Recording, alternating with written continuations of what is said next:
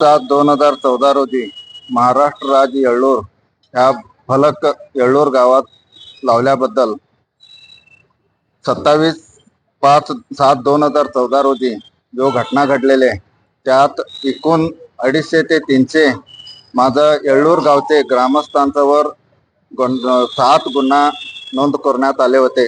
त्यातील एक गुन्हा आज 42 लोकांच्यावर जो दाखल केले होते त्याचा केस नंबर 125/2015 यांनी CPI मनोहर सिद्धप्पा RD यांनी दाखल केले होते.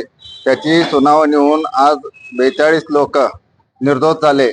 एकूण 7 केस मधून हे 4था केस मधून येळ्ळूर ग्रामस्थांचा निर्दोष झालेला आहे आणि 3 केस पेंडिंग आहे. ते पण लवकरात लवकर निर्दोष होतील त्यासाठी सगळे येळ्ळूर ग्रामस्थांनी सहकार करावे असं विनंती आहे. श्यामसुंदर पत्तार.